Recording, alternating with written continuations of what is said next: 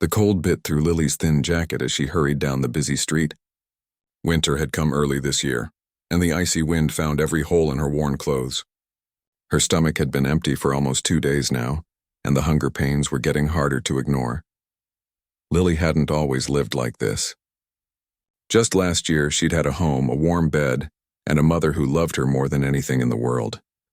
But life can change in the blink of an eye, and for Lily it had changed when her mother got sick. The medical bills piled up faster than they could pay them. Her mother had tried to keep working through the pain, but eventually she couldn't get out of bed anymore. After her mother passed away, the landlord had given Lily 2 weeks to come up with the back rent. With no family to turn to and still reeling from her loss, Lily had packed what she could carry and walked away from the only home she'd ever known. Now, at 17, she was just trying to survive each day. The violin case she clutched tightly was her most precious possession, not for the case itself, which was scuffed and worn, but for what it contained. Inside was her grandmother's violin, passed down to her mother and then to her. It was the last piece of her old life, and she'd rather go hungry than part with it. Lily paused at a street corner watching people rush by in their warm coats and scarves. No one made eye contact with her. In the 10 months she'd been on the streets, she'd learned that she was invisible to most people. They looked through her as if she didn't exist. The smell of fresh bread wafted from a cafe across the street. Lily's stomach growled so loudly that a woman passing by glanced at her with a mix of surprise and discomfort, before hurrying away. The cafe looked expensive, the kind of place Lily would never have entered even before she lost everything. But the smell was torturing her, and desperation made people do things they wouldn't normally do. Taking a deep breath, she crossed the street and peered through the window. Inside, people sat at small tables talking and laughing. Their plates were piled with food, and some were even leaving bits uneaten. The sight made Lily's hunger sharper. Her eyes fell on a man arranging tables on the small heated patio outside the cafe. He wore a crisp white shirt and black vest, probably the manager. Before she could talk herself out of it, Lily approached him. "Excuse me," she said, her voice coming out as a croak. She cleared her throat and tried again. "Excuse me." The man looked up, his eyes immediately taking in her appearance, the dirty jeans, the jacket that was too thin for the weather, the unwashed hair tucked under a knit cap. "We don't allow loitering," he said flatly. "The alley behind the shops is where you people usually go." Lily felt her cheeks burn with shame, but hunger pushed her forward. "I'm not looking to loiter," she said. "I was wondering if maybe I could play for you." She held up her violin case. "I'm really good, and I thought maybe I could play for your customers in exchange for some bread. Just a small piece. I haven't eaten in 2 days."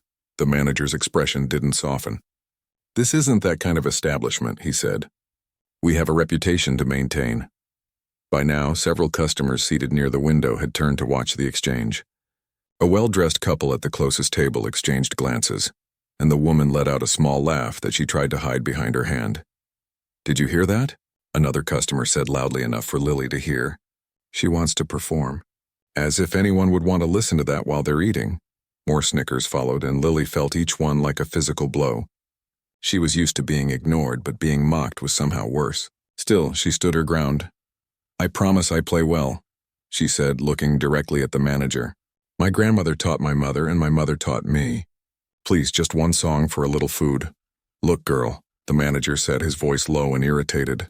"You're disturbing our customers. I'm going to have to ask you to leave before I call someone to remove you." The threat was clear. Lily had seen other street kids being escorted away by security guards or police. The last thing she needed was trouble with the authorities. At her age, they'd put her in the system, and she'd heard enough horror stories about Foster.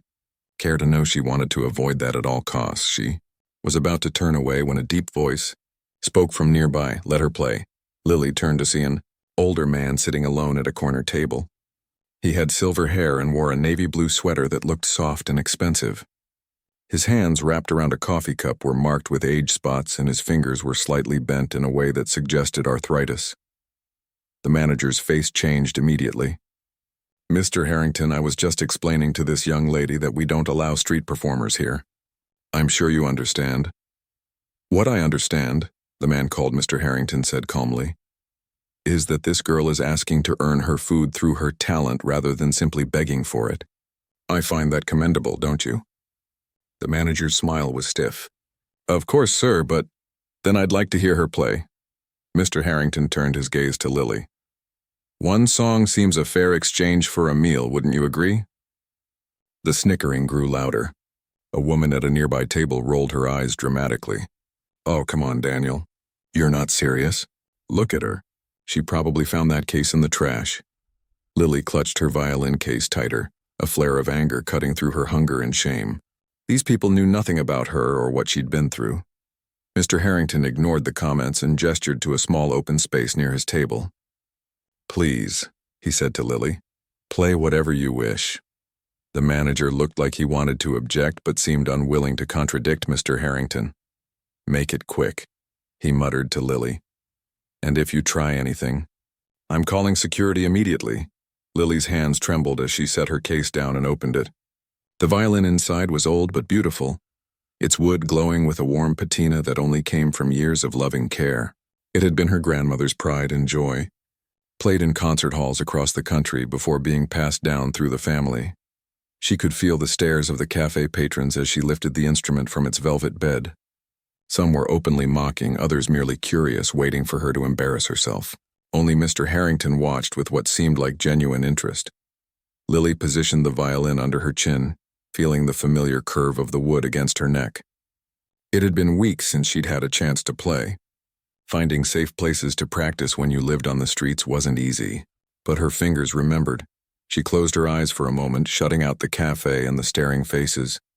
In her mind, she was back in the small apartment with her mother, practicing together as they had almost every day until her mother became too weak to hold her own violin. When she opened her eyes again, Lily drew her bow across the strings and began to play the first movement of Vivaldi's Winter from the Four Seasons. The first notes hung in the air, pure and clear. The cafe fell silent. Lily poured everything into her playing. The cold she felt every night trying to sleep in hidden corners of the city, the hunger that was her constant companion, the grief that still woke her in the dark hours. But she also played the love her mother had shown her, the beauty she still found in the world despite everything, and the hope she couldn't quite let go of that someday things would be better. Her fingers flew over the strings, drawing out the dramatic phrases that mimicked winter's harshness. Though her body was weak from hunger, the music gave her strength. For these few minutes, she wasn't a homeless girl begging for food. She was a musician speaking a language that needed no translation. As the final notes faded, Lily lowered her violin and opened her eyes. The cafe was completely silent. No one was snickering now. Some of the customers who had been laughing earlier looked stunned, while others seemed embarrassed by their earlier behavior. Mr. Harrington sat perfectly still, his coffee forgotten in front of him. His eyes were bright with what might have been tears. The silence stretched for several seconds before Mr. Harrington began to applaud. Slowly, other customers joined in, the applause growing until it filled the small cafe. The manager stood frozen, his mouth slightly open in shock. Clearly, he had not expected this outcome any more than the customers had. Mr. Harrington rose from his seat and approached Lily. "Young lady," he said, his voice gentle, "I believe you've more than earned a meal. Would you join me at my table? I think we have much to discuss." The cafe had returned to its normal buzz of conversation, but the glances thrown Lily's way were different now. Curiosity had replaced mockery, and several customers who had laughed earlier now seemed unable to meet her eyes. Lily sat across from Mr. Harrington at his corner table, her violin safely back in its case and propped against her chair leg. She couldn't stop staring at the plate in front of her, a sandwich so thick it was hard to fit in her mouth, a bowl of soup steaming with warmth, and a cup of hot chocolate topped with whipped cream. The manager himself had brought it over, his earlier disdain replaced with an awkward politeness that felt almost as uncomfortable as his previous cruelty. "Eat," Mr. Harrington encouraged gently. "We can talk after." Lily didn't need to be told twice. She tried to pace herself, knowing that eating too quickly after going hungry could make her sick, but it was hard. The soup was rich and savory, warming her from the inside out. The sandwich contained layers of roasted vegetables and some kind of soft cheese that melted in her mouth. It was the best thing she'd eaten in months. Mr. Harrington sipped his coffee and watched her without judgment. Unlike most people who stared at her on the streets, his gaze held no disgust or pity, just patience and something else she couldn't quite name. Interest, maybe. When she had eaten about half the food, she slowed down, suddenly self-conscious.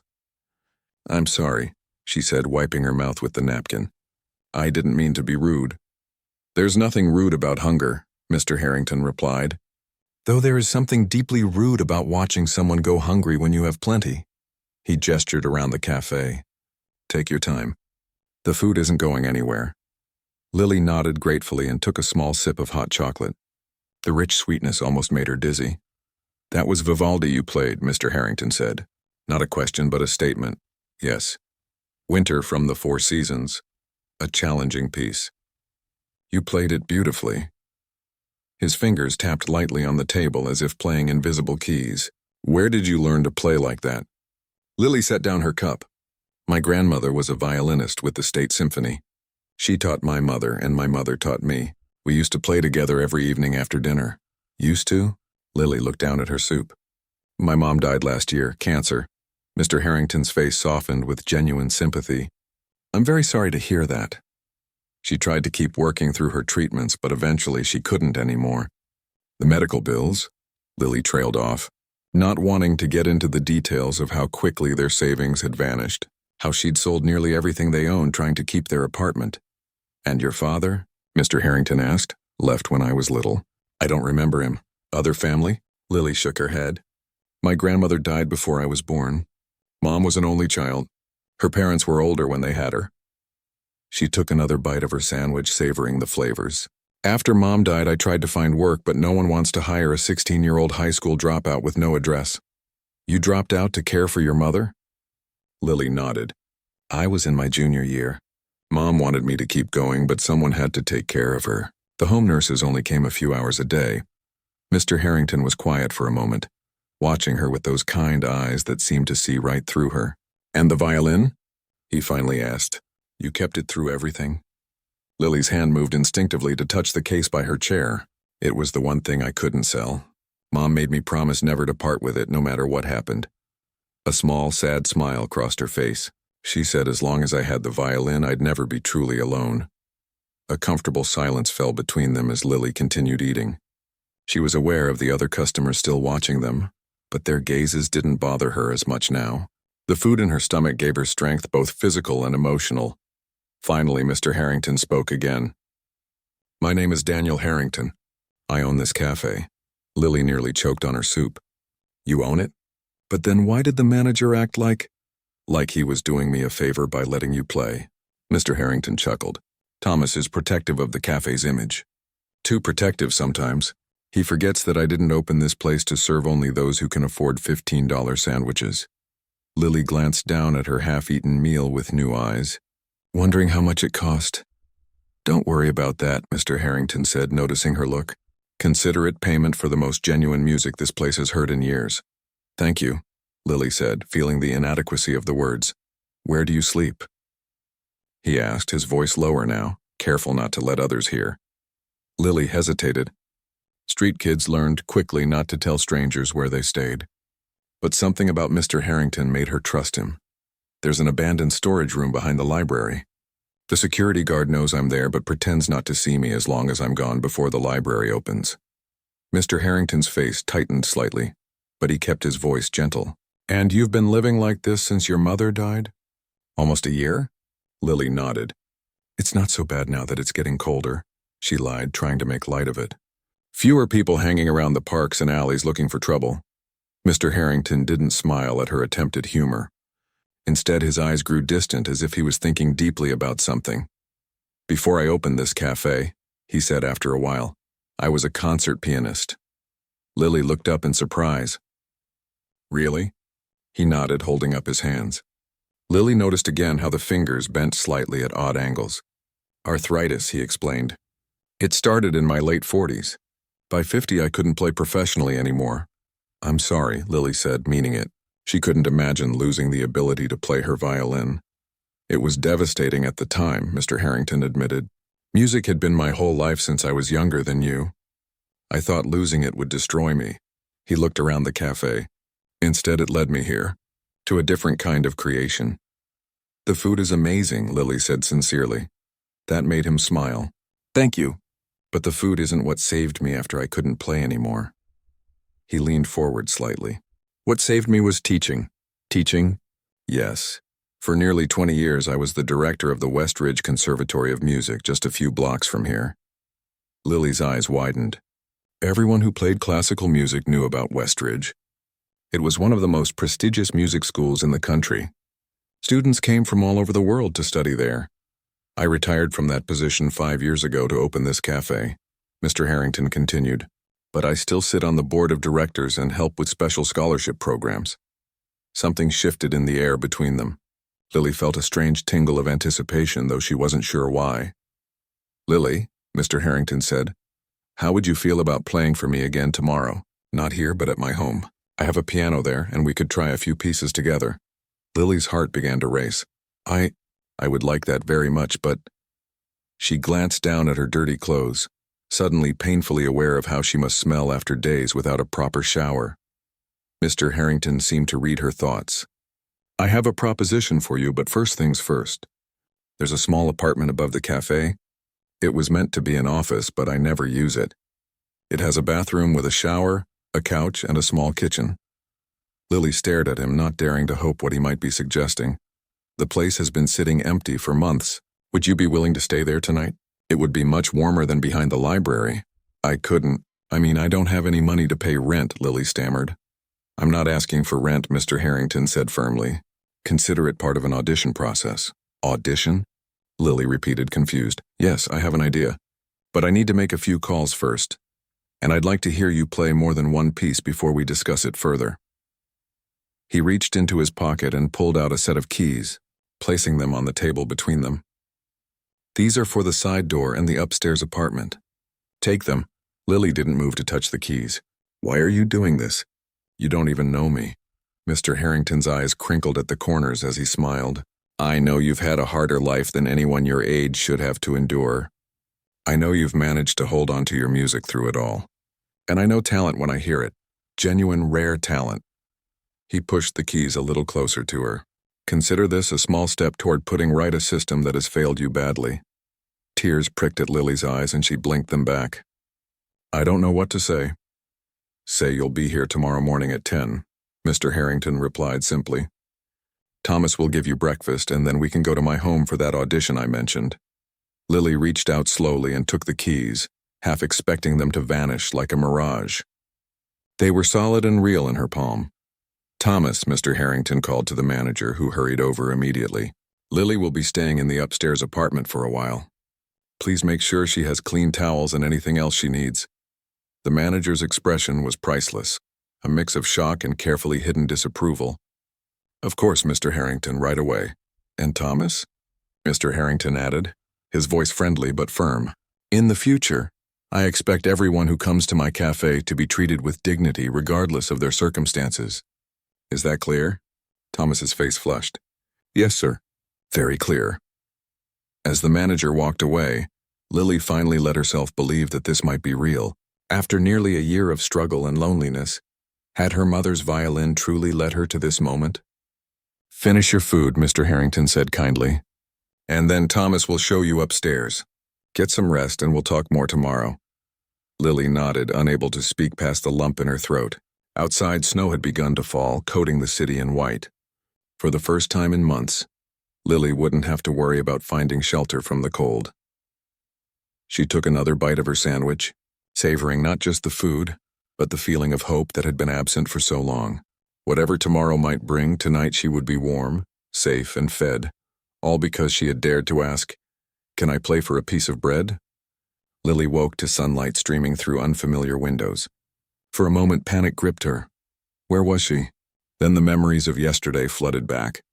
The cafe, Mr. Harrington, the small apartment above the busy street. She sat up on the couch where she'd slept better than she had in months.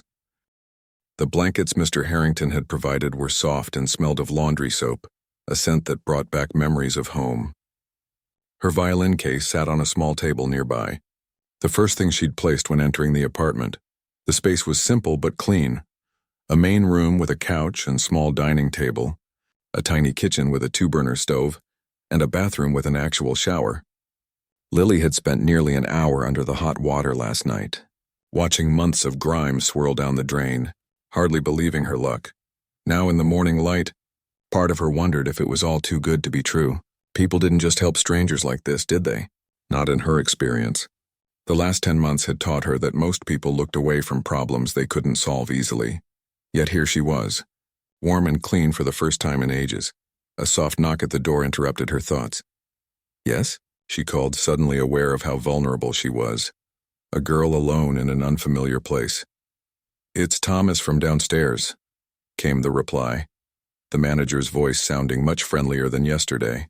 "Mr. Harrington asked me to bring you some breakfast and clean clothes. His niece left some things here a while back that might fit you." Lily wrapped a blanket around herself and opened the door a crack. The manager stood there with a tray of food in one hand and a small stack of folded clothes in the other. His face was carefully neutral, none of yesterday's scorn visible. "Thank you," she said, taking the items. "Mr. Harrington will be here at 10, Thomas said. He said to tell you to take your time getting ready." Lily nodded, still not quite trusting this man who had been so quick to judge her yesterday. As if reading her thoughts, Thomas cleared his throat uncomfortably. "About yesterday, I didn't—" He stopped, seeming to struggle with the words. "I'm sorry for how I treated you." The apology surprised her. "It's okay. You were just doing your job." "No," Thomas said, meeting her eyes properly for the first time. "My job is to manage a cafe, not to treat people badly. Mr. Harrington reminded me of that." He hesitated. "You play beautifully. I have a daughter who's learning violin. She's not nearly as good as you, but hearing you yesterday, I think it would inspire her." "Thank you," Lily said, not knowing what else to say. Thomas nodded and turned to go. 10 o'clock, he reminded her. "Don't be late." After he left, Lily set the tray on the table and examined the food. Eggs, toast, bacon, and a bowl of fresh fruit. Her stomach growled at the sight. The clothes were simple. Jeans, a sweater, thick socks, and a winter jacket that looked much warmer than her old one. As she ate, Lily tried to make sense of everything that had happened. Just 2 days ago, she'd been huddled in her hiding spot behind the library, wondering how she'd make it through another winter. Now she was clean, fed, and apparently about to audition for something with the former director of the Westridge Conservatory. It seemed impossible. Things like this didn't happen in real life, at least not in the life she'd known since her mother died. After breakfast, she tried on the clothes. They were slightly big but much better than what she'd been wearing. The jacket was a deep blue wool that actually kept out the cold. There was even a knit hat and gloves in one of the pockets. With an hour still to go before Mr. Harrington would arrive, Lily took out her violin. Her fingers itched to play, to make sure yesterday hadn't been a fluke. The instrument felt like an old friend as she positioned it under her chin. She began with simple scales, warming up her fingers, then moved into Bach's Violin Sonata No. 1. The music filled the small apartment, bouncing off the walls and wrapping around her like an embrace. This was the one constant in her life. No matter what else changed, the violin always responded to her touch, always gave back exactly what she put into it. She was so lost in the music that she didn't hear the knock at first. When it finally registered, she lowered her bow and called, "Come in." Mr. Harrington entered, a warm smile on his face. "Bach suits you," he said by way of greeting. "You play with heart." Lily carefully returned the violin to its case. "Thank you for the clothes and breakfast," she said, "and for letting me stay here last night." "You're welcome." Mr. Harrington sat at the small table. "Did you sleep well?" "Better than I have in months," he nodded, seeming pleased. "I'm glad to hear it. Are you ready for that audition I mentioned?" "I think so," Lily said, though butterflies had begun to dance in her stomach. "But I still don't understand what this is for." "Let me explain on the way," Mr. Harrington said, standing. "My home is just a few blocks from here." Outside, the morning was bright and cold. Fresh snow crunched under their feet as they walked. Lily hugged her new jacket close, grateful for its warmth. "Westridge has a special scholarship program," Mr. Harrington explained as they walked. "It was something I started before I retired, a way to find exceptional talent that might otherwise go undiscovered." "Like poor kids?" Lily asked bluntly. Mr. Harrington chuckled. "Yes, among others. The arts have always had a problem with access. Too often, the only students who receive proper training are those whose families can afford it. He glanced at her, but talent doesn't follow tax brackets. They turned down a tree-lined street where elegant townhouses stood shoulder to shoulder. Mr. Harrington stopped in front of one with a bright red door. "This is me," he said, leading the way up the steps. Inside, the house was warm and filled with light. Books lined the walls, and photographs of what must have been concert halls and orchestras hung in simple frames. But what caught Lily's eye was the grand piano that dominated the living room, its black surface gleaming in the sunlight from a large window. "It's beautiful," she whispered. "A Steinway Model B," Mr. Harrington said, running his hand lovingly over the lid. "My constant companion for 40 years. Do you still play?" Lily asked, remembering what he'd said about arthritis ending his career. "Not like I used to," he admitted. "A few minutes a day is all my hands can manage now. But I can still accompany a promising young violinist for an audition." He smiled at her. "Shall we?" Lily nodded, suddenly nervous. This felt more real than playing in the cafe. This was an actual audition, something she hadn't done since before her mother got sick. "What would you like me to play?" she asked, removing her violin from its case. "Let's start with something you know well," Mr. Harrington suggested, settling himself at the piano bench. "Whatever piece feels most comfortable." Lily thought for a moment. "Mozart's Violin Concerto No. 3? The first movement?" "Excellent choice." Mr. Harrington positioned his hands over the keys. "Ready when you are." Lily took a deep breath and began to play. The familiar notes flowed from her fingers as Mr. Harrington's piano provided the perfect accompaniment. Despite his arthritis, his playing was sensitive and precise, following her tempo and dynamics as if they had rehearsed together for years. When they finished, Mr. Harrington nodded approvingly. "Now something more challenging. Paganini Caprice No. 24. Lily's eyes widened. It was one of the most difficult pieces in the violin repertoire, one she'd worked on with her mother but never quite mastered. "I'll try," she said hesitantly. "Don't worry about perfection," Mr. Harrington encouraged. "I want to see how you handle the technical challenges." Lily positioned her violin and began. The piece demanded everything: double stops, rapid runs, extreme shifts in position. She missed a few notes in the most difficult passages but pressed on, focusing on the music rather than her mistakes. When she finished, sweat beaded her forehead despite the room's comfortable temperature. "Very good," Mr. Harrington said. "Now one last piece. Something of your choosing that shows me who you are as a musician." Lily didn't have to think long. "Tchaikovsky's Violin Concerto, second movement." Mr. Harrington smiled. "Ah, the heart of the piece. Let's do it." This time, as Lily played, she closed her eyes. The Tchaikovsky was all about emotion, tender, yearning, and ultimately hopeful. It was the last piece she and her mother had worked on together before the hospital stays became too frequent and too long. When the final note faded, Lily opened her eyes to see Mr. Harrington watching her with an expression she couldn't quite read. He was quiet for a long moment before speaking. "Your technique is excellent, a testament to your teachers," he said finally. "But your true gift is in your expression. You don't just play the notes. You tell the story behind them." "My mom always said music is just another language," Lily explained. "That it's not about playing perfectly, but about saying something meaningful. Your mother was a wise teacher." Mr. Harrington closed the piano lid gently. "Lily, I believe you have the potential to be truly exceptional, but you've missed nearly a year of training at a critical time in your development." Lily's heart sank. "I know I tried to practice when I could, but—" No, Mr. Harrington interrupted. "I'm not criticizing. I'm explaining why what I'm about to propose is somewhat unusual." He stood and walked to a desk in the corner of the room, returning with a folder. "This is an application for Westridge's Special Talent Scholarship," he explained, opening the folder. "It would cover full tuition, room and board, and a small stipend for personal expenses. Normally, these scholarships are only awarded after an extensive audition process with the full faculty committee." "But," Lily prompted, hardly daring to hope. "But as the founder of the program, I have the ability to provisionally admit one student each year, pending the committee's approval." Mr. Harrington looked at her directly. "I'd like that student to be you." Lily stared at him, unable to speak.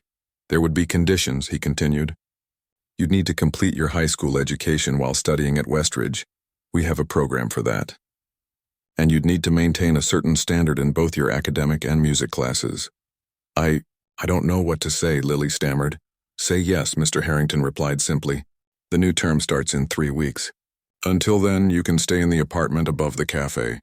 We'll need to get you caught up a bit before classes begin. But why? Lily asked, still struggling to believe this was real. Why go to all this trouble for me? Mr. Harrington was quiet for a moment, seeming to consider his words carefully. 20 years ago, I had a student, he said finally, a brilliant pianist named Grace. She was from a background not unlike yours, single mother, financial struggles. She received one of our first scholarships. He walked to one of the photographs on the wall and pointed to a young woman at a piano. During her second year, her mother became ill.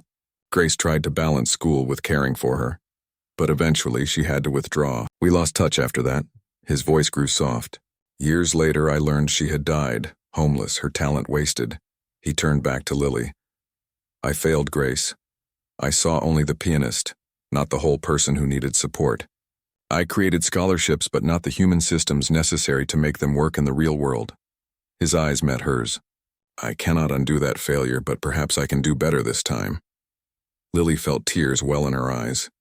I don't want to be anyone's charity case. This isn't charity, Mr. Harrington said firmly. This is investment in talent, in potential, in the future of music. Your playing yesterday didn't just earn you a meal, Lily. It earned you a listener who recognized what the world would lose if your music were silenced. He held out the folder to her. So what do you say? Will you accept the scholarship? Lily thought of her mother, of all the sacrifices she'd made to nurture Lily's talent. She would want this for her daughter, a chance to become the musician she was meant to be. With hands that trembled slightly, Lily took the folder. Yes, she said. Yes, I'll accept. Mr. Harrington's face broke into a wide smile. Excellent. We have work to do, but first... He extended his hand formally. Welcome to Westridge, Lily. As they shook hands, Lily felt as if she was stepping across a threshold, from a world of mere survival into one of possibility. All because she had dared to ask if she could play for a piece of bread. The 3 weeks before classes started at Westridge flew by faster than Lily could have imagined. Each day brought new preparations for her new life. First came the practical matters. Mr. Harrington took her shopping for essentials, clothes, shoes, toiletries, and school supplies. Lily felt uncomfortable as the items piled up at the register, but Mr. Harrington waved away her concerns. The scholarship includes a stipend for these things, he explained. This isn't charity. It's making sure you have what you need to succeed. Next came catching up on her education. Mr. Harrington arranged for a tutor named Ms. Chen, a retired high school teacher with kind eyes and a no-nonsense approach. She came to the apartment above the cafe every morning to help Lily prepare for the academic side of Westridge. Your mother did an excellent job teaching you, Ms. Chen said after their first assessment session. You're behind in some areas, but not as much as I expected. With hard work, you'll catch up quickly. The afternoons were devoted to music. Mr. Harrington worked with Lily for 2 hours each day, helping her prepare pieces she would need for her classes. Sometimes they practiced at his house on the grand piano, and sometimes in a small studio at Westridge where he still had access. The first time Lily stepped into the Westridge Conservatory, she felt as if she'd entered another world. The historic building with its soaring ceilings and practice rooms filled with the sounds of talented students made her both excited and terrified. Would she truly belong in such a place? Everyone feels intimidated their first time here, Mr. Harrington assured her, noticing her wide eyes. But remember, you earned your spot just like everyone else. In the evenings, Lily would return to the apartment above the cafe and practice until her fingers ached. Sometimes she would open the window and let the music drift down to the diners below. Thomas, the manager who had once tried to shoo her away, now proudly told customers about their violinist who would be attending Westridge. Throughout these busy days, Lily often thought about how quickly life could change. Just a month ago, she had been homeless, hopeless, and alone. Now she had a roof over her head, food in her stomach, and something she hadn't had since her mother died. A future to look forward to. But with hope came fear. What if she failed? What if she couldn't keep up with the other students who had never missed a day of training? What if the scholarship committee didn't approve Mr. Harrington's decision? The night before classes started, Lily couldn't sleep. She paced the small apartment, her mind racing with worries. Finally, she picked up her violin, hoping the familiar feel of it in her hands would calm her nerves. Instead of playing, she simply held it, running her fingers over the smooth wood polished by years of use. This instrument had been her grandmother's, then her mother's, and now hers. They had both faced challenges and overcome them. Surely she could too. A knock at the door startled her from her thoughts. "Lily, are you still awake?" It was Mr. Harrington's voice. She opened the door to find him holding 2 cups of tea. "I saw your light on," he explained, offering her one of the cups. "Pre-first day jitters?" "How did you know?" she asked, accepting the tea gratefully. "Everyone has them." He settled into a chair at the small table. "I still remember my first day at the conservatory. I was so nervous I played Mozart's Piano Sonata in C major in the wrong key." "You did not," Lily said, unable to imagine the accomplished musician before her making such a mistake. "I absolutely did," he insisted with a chuckle. "The professor stopped me halfway through and said, 'Mr. Harrington, while I appreciate your creative interpretation, perhaps we could try it in the key the composer intended?'" Lily laughed, some of her tension easing. "What if I'm not good enough?" she asked after a moment, voicing her deepest fear. "You are," Mr. Harrington said simply. "But that's not really what you're asking, is it?" Lily looked down at her tea. "I guess I'm afraid of letting you down. After everything you've done for me, Lily," Mr. Harrington said gently, "I didn't help you because I expect anything in return. I helped you because your talent deserves a chance to grow. Whatever happens next is between you and your music. But what if the other students find out where I came from? That I was—" She couldn't bring herself to say the word homeless. It felt like a label that would follow her forever. "Some may judge you," Mr. Harrington acknowledged. "People can be cruel when they don't understand something. But others will surprise you with their kindness. And in the end, it's your playing that will define you at Westridge, not your past."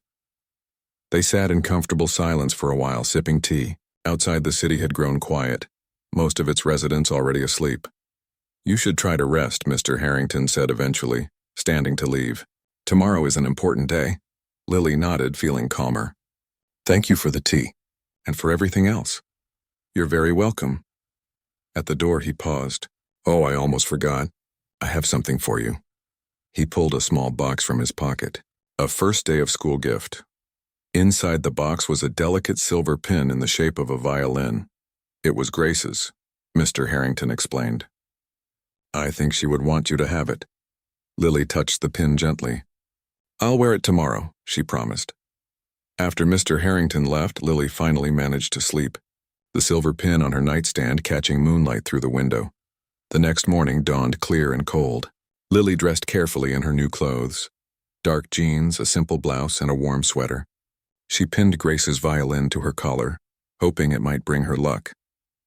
Her own violin, safely tucked in its case, felt like her only real connection to her old life. Mr. Harrington met her downstairs. "Ready?" he asked. "As I'll ever be," Lily replied, trying to sound more confident than she felt. Westridge was already buzzing with activity when they arrived. Students hurried through the halls, instruments in hand. Some greeted Mr. Harrington warmly, looking curiously at Lily. "This is Lily." He introduced her to a few faculty members they passed. "Our new Special Talent Scholarship recipient." Each time he said it, Lily stood a little taller. She wasn't just the homeless girl anymore. She was a student, a musician, a scholarship recipient. Her first class was music theory with Professor Wu, a tiny woman with silver hair and sharp eyes. As Lily entered the classroom, 20 pairs of eyes turned to look at her. "Ah, you must be Lily," Professor Wu said. "Mr. Harrington has told us about you. Please take a seat." Lily slid into an empty chair, feeling the stares of her classmates. The boy next to her, tall with unruly hair, leaned over. "I'm Alex," he whispered. "Don't let Wu scare you. She looks tough, but she's actually pretty cool." Lily smiled gratefully at the friendly face. The class was challenging but fascinating. Professor Wu moved quickly through concepts, and Lily scribbled notes frantically, determined not to fall behind on her very first day. When the bell rang, she gathered her things, ready to find her next class. "Lily, a moment, please," Professor Wu called. Lily approached the desk nervously. Had she done something wrong already? Mr. Harrington speaks very highly of you, the professor said. He rarely champions students this way, so you must be quite special. I don't know about that, Lily said honestly. But I'm going to work really hard. Professor Wu's stern face softened slightly. That's the right answer. Now I understand you've had some gaps in your formal training. Yes, Lily admitted. About 10 months. Yet you played Paganini and Tchaikovsky for your audition. The professor looked impressed despite herself. If you need any extra help catching up, my office hours are posted on the door. Don't hesitate to use them. Thank you, Lily said, surprised by the offer. I will. Her next class was orchestra, which meant finally playing her violin. The large rehearsal hall was intimidating, with rows of chairs arranged in sections and a conductor's podium at the front. The conductor, Mr. Patel, assigned Lily to the second violin section. We'll see where you fit best after I've heard you play, he explained. As she took her seat, Lily noticed some of the first violinists watching her with looks that ranged from curious to dismissive. A girl with perfect blonde hair and an expensive-looking violin whispered something to her neighbor, and both laughed while glancing in Lily's direction. Lily felt her cheeks burn. This was exactly what she'd feared, being the outsider, the charity case, the girl who didn't belong. Then she noticed the silver pin on her collar catching the light. Grace's pin. She touched it gently, drawing strength from it. It didn't matter what others thought. She was here to play, to learn, to become the musician her mother had believed she could be. Mr. Patel tapped his baton on the music stand. First piece, Beethoven's Symphony No. 7, second movement. From the top. Lily positioned her violin and focused on the music in front of her. The familiar notes were like old friends welcoming her home. As the orchestra began to play, her nervousness melted away. Here, in the middle of the music, nothing else mattered. Not her past, not the whispers, not her fears. She was where she belonged. After orchestra came lunch. Lily hesitated in the doorway of the cafeteria, tray in hand, unsure where to sit. The tables were already filling with groups of students who clearly knew each other well. Lily. Over here. It was Alex from her theory class, waving from a table near the window. Relieved, she made her way over and sat down. Guys, this is Lily, Alex said to the others at the table. She's new. Lily. This is Zoe, Ben, and Riley. They greeted her with varying degrees of interest. Zoe, a girl with bright red hair and a cello case propped against her chair, immediately bombarded her with questions. Are you really Mr. Harrington's special pick for this year? What did you play for your audition? Is it true you're on a full scholarship? Zoe, let her breathe, Ben said, rolling his eyes. Sorry about her. She's nosy. I prefer inquisitive, Zoe corrected. But seriously, we're all dying to know. Mr. Harrington hasn't personally sponsored a student in years. Lily took a bite of her sandwich, buying time. How much should she share? How much did they already know? I play violin, she said finally. And yes, Mr. Harrington helped me get the scholarship. She's being modest, Alex jumped in. I heard Professor Wu telling Mr. Patel that she played Paganini Caprice No. 24 for her audition. The others looked suitably impressed. Well, don't look now, Riley murmured. But you've caught the attention of the queen bee. Lily followed Riley's gaze to see the blonde girl from orchestra watching their table with narrowed eyes. That's Victoria, Zoe explained in a low voice. First chair violin and doesn't let anyone forget it. Her dad's on the board of trustees. And she's not used to having competition, Ben added, especially not from scholarship students. I'm not competition, Lily protested. I'm just trying to catch up after. She stopped, not ready to share her whole story yet. Alex seemed to sense her discomfort and smoothly changed the subject. What's your next class? As lunch ended and Lily headed to her afternoon classes, she felt a mix of emotions, excitement, anxiety, hope, and a strange sense of belonging that was still taking root. The day that had started with such nervousness ended with tired satisfaction. She had survived. More than that, she had found friendly faces, challenging classes, and teachers who seemed genuinely interested in helping her succeed. As she walked back to the apartment above the cafe that evening, violin case in hand, she looked up at the darkening sky. Somewhere up there, she liked to think her mother was watching, proud of how far she had come, from asking to play for a piece of bread to her first day at one of the most prestigious music schools in the country. It was a journey she never could have imagined just a month ago, and it was only beginning. 3 months passed quickly at Westridge. Winter gave way to spring, and as the days grew longer, Lily found herself settling into a rhythm that once would have seemed impossible. Mornings were filled with academic classes to help her complete her high school requirements. Afternoons were devoted to music, theory, history, and most importantly, practice. The apartment above the cafe had become truly hers, with textbooks stacked on the small table and sheet music scattered across every surface. On weekends, she still played for the cafe customers, but now as a featured performer rather than someone begging for bread. Thomas had even put up a small sign, Live Music Saturdays, featuring Lily, Westridge Conservatory violinist. Life wasn't perfect. Some days were harder than others. There were moments when the memory of cold nights and empty stomachs would wake her in a panic, and times when the weight of how far she still had to go felt crushing. But those moments were becoming fewer as her new life took shape. At school, Lily had found her place with Alex, Zoe, Ben, and Riley, fellow students who valued music above status or background. They studied together, practiced together, and occasionally broke the strict conservatory rules together, sneaking onto the roof to watch the sunset, or into the empty auditorium late at night to hear how their instruments sounded on the big stage. Not everyone had been as welcoming. Victoria, the first-chair violinist, never missed an opportunity to remind Lily of her outsider status. "How's life above the coffee shop?" she'd ask with false sweetness. "I bet it's cozy, like a little charity dorm room." Lily had learned to let the comments roll off her back. She had survived worse than a spoiled rich girl's insults.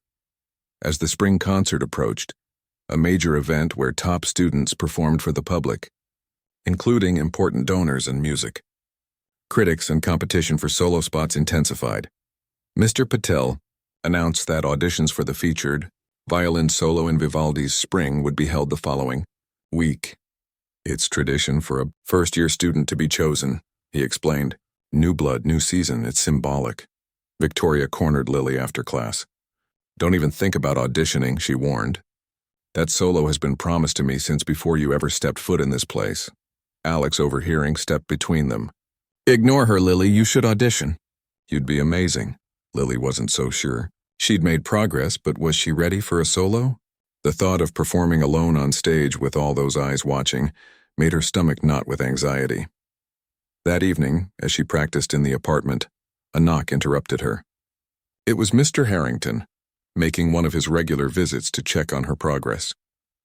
"I heard about the spring solo auditions," he said after listening to her play through a difficult passage. "Are you going to try out?" Lily lowered her violin. "I don't know. Victoria seems to think it's already hers." "And what do you think?" Mr. Harrington asked.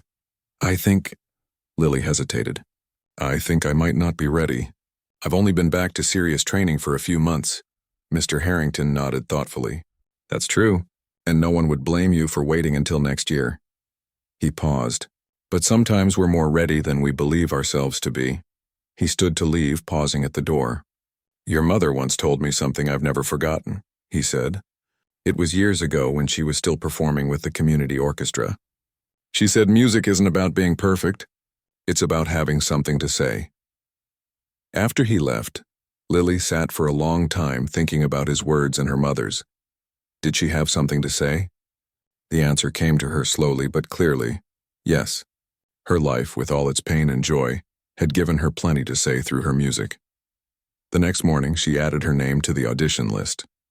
The day of auditions arrived all too quickly. Backstage, Lily waited nervously, listening as each student performed for the panel of judges. Mr. Patel, Professor Wu, and 2 other faculty members. Victoria played beautifully, her technique flawless. As she returned backstage, she gave Lily a smug look. "Try to follow that," she whispered. When Lily's turn came, she walked onto the empty stage, the judges' small figures in the dim auditorium. Her hands felt cold, her mouth dry. For a moment, she was transported back to that day outside the cafe, asking if she could play for bread. She closed her eyes, positioned her violin, and began to play. The music poured out of her, not just the notes on the page, but everything she had experienced. The love of her mother, the ache of loss, cold nights and hunger, the kindness of strangers, hope reborn. She played Vivaldi's Celebration of Spring as someone who had lived through the deepest winter and understood what it meant to feel the first warm breeze of change. When she finished, there was silence. She opened her eyes to find all 4 judges watching her intently. "Thank you, Lily," Mr. Patel said simply. "We'll post our decision tomorrow." That night Lily barely slept. She tried not to hope too much, reminding herself that simply being at Westridge was already more than she could have dreamed of a few months ago. But a part of her wanted the solo desperately, not to prove anything to Victoria, but to honor her mother and everyone who had helped her along the way. The next morning, a crowd gathered around the bulletin board where the results were posted. Lily hung back, too nervous to look. Alex pushed through the crowd and returned with a huge grin. "You got it," he exclaimed. "You're the soloist!" For a moment Lily couldn't believe it. Then joy bubbled up inside her, so intense it brought tears to her eyes. She had done it. The celebration was cut short by Victoria storming past, her face twisted with anger. "This is ridiculous," she spat.